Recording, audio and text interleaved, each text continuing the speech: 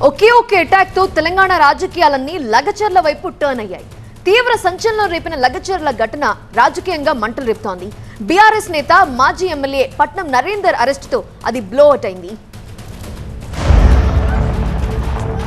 లగచర్ల ఘటనపై high voltage dialogue war నడుస్తోంది. దాడికి మీరు కారణమంటే మీరే కారణమంటూ దుమ్మెత్తి పోసుకుంటున్నాయి అధికార విపక్షాలు. ఒకవైపేమో బీఆర్ఎస్, ఇంకోవైపు బీజేపీ సంచలన ఆరోపణలతో ప్రభుత్వాన్ని కార్నర్ చేస్తుంటే అంతే ధీటుగా కౌంటర్ అటాక్ చేస్తోంది అధికార కాంగ్రెస్.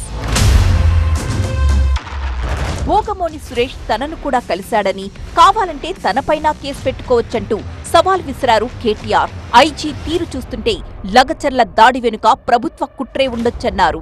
అసలు నిఘా వ్యవస్థ వైఫల్యం, ఉద్దేశపూర్వకంగా ఆడ అశాంతిని రగిల్చి దాని పేరు మీద భూములు గుంజుకోవాలని చక్కర సురేష్ నన్ను వచ్చి కలిసిడే తప్పైతే నా మీద కూడా కేసు పెట్టమని ఎందుకంటే పెట్టుకో. లగచర్ల ఘటనకు పట్నం నరేందర్ కు ఏంటి సంబంధం అంటూ ప్రశ్నించారు సబితా ఇంద్రారెడ్డి. ఫార్మా పాలసీ గందరగోళంగా ఉందన్నారు సబిత. ఈరోజు ఎక్కడ ఫార్మాసిటీ ఏర్పాటు చేస్తారో తెలియదు. అక్కడ జైరాబాద్ లో ఫార్మా అంటారు, ఇక్కడ ఫార్మా అంటారు, ముచ్చలలో ఫార్మా అంటారు.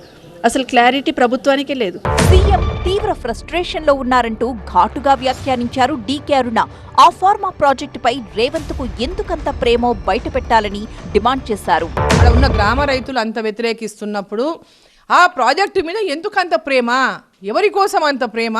ముఖ్యమంత్రి టోటల్ ఫ్రస్ట్రేషన్ లో ఉన్నాడు. ప్రభుత్వము పాలన ఆయన కంట్రోల్లోకి వస్తలేదు. లగచర్ల అటాక్ వెనుక ఖచ్చితంగా కేసీఆర్, కేటీఆర్ పాత్ర ఉందంటున్నారు మంత్రి కోమటిరెడ్డి. వరుస కేసులు మెడకు చుట్టుకుంటూ ఉండడంతోనే కుట్రలకు తెరలేపుతున్నారని ఆరోపించారు ఆయన.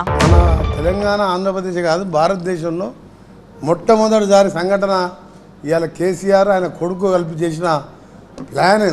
రైతుల ముసుగులో బీఆర్ఎస్ వాళ్లే దాడి చేశారన్నారు మరో మంత్రి పొంగులేటి. ఇందులో ఎంత పెద్దవాళ్లున్నా వదిలిపెట్టే ప్రసక్తే లేదని వార్నింగ్ ఇచ్చారు. రైతులు అనే పేరు ముందు పెట్టి ఆ ముసుగెనక ఎవరైతే నడుపుతున్నారో వారిని తప్పకుండా మీడియా ముందు అతి కొద్ది గంటల్లోనే ప్రవేశపెట్టబోతారు. ఈ కేసులో ఇప్పటికే బీఆర్ఎస్ నేత మాజీ ఎమ్మెల్యే పట్నం నరేందర్ ని అరెస్ట్ చేశారు పోలీసులు. దాంతో నెక్స్ట్ ఎవరనే చర్చ నడుస్తోంది. మరి ఈ కేసులో ఇంకా ఎన్ని సంచలనాలు నమోదవుతాయో చూడాలి.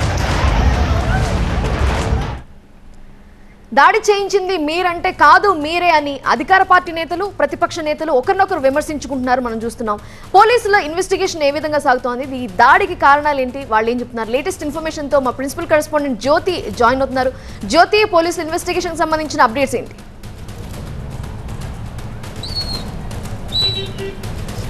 పట్నం నరేందర్ రెడ్డిని మాత్రం కొడంగల్ కోర్టులో హాజరుపరిచారు.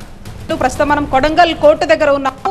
అయితే ఇప్పటికీ ఇక్కడ ఉన్నటువంటి కొడంగల్ నియోజకవర్గంతో పాటుగా వికారాబాద్ జిల్లాలో ఉన్నటువంటి పలు గ్రామాల్లో కూడా ఇంటర్నెట్కి సంబంధించినటువంటి సేవలను కూడా బంద్ చేయడం జరిగింది.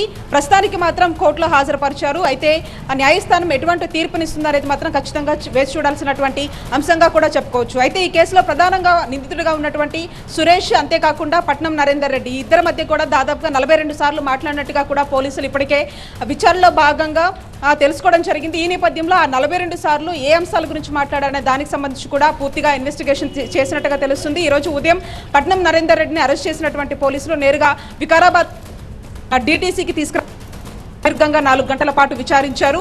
ఏదైతే సురేష్, అంతేకాకుండా పట్నం నరేందర్ రెడ్డి మధ్య జరిగినటువంటి కన్వర్జేషన్తో పాటుగా నేరుగా సురేష్ ఎవరైతే కలెక్టర్ ప్రతీక్ జైన్ నేరుగా గ్రామానికి, లగచర్ల గ్రామానికి తీసుకెళ్లడం జరిగింది. తీసుకెళ్లిన తర్వాత అక్కడ కొంతమంది గ్రామస్తులు మూకుమ్మడిగా రాళ్లతో, కారం పొడితో, అంతేకాకుండా కర్రలతో దాడి చేసినట్లుగా కూడా రిమాండ్ రిపోర్ట్లో ఒకవైపు పోలీసులు మెన్షన్ చేశారు. అంతేకాకుండా పోలీసులకు సంబంధించినటువంటి పలు వాహనాలను కూడా ధ్వంసం చేసినట్లుగా కూడా రిమాండ్ రిపోర్ట్లో పేర్కొనడం జరిగింది. ఈ నేపథ్యంలోనే అంటే పట్నం నరేందర్ రెడ్డి ఇచ్చినటువంటి సూచనల మేరకు సురేష్ ఇదంతా కూడా రన్ చేయించారనే ఒక అంశం మీద అతన్ని కూడా అరెస్ట్ చేసి ప్రస్తుతానికి అయితే కొడంగల్ కోర్టుకి తీసుకురావడం జరిగింది. హాజరు కూడా కోర్టు కూడా తీర్పిచ్చింది. 14 రోజుల రిమాండ్ విధించింది. మనకి లేటెస్ట్ అప్డేట్ అందుతోంది. 14 రోజుల రిమాండ్ విధించింది కొడంగల్ కోర్టు పట్నం నరేందర్ కి సంబంధించి.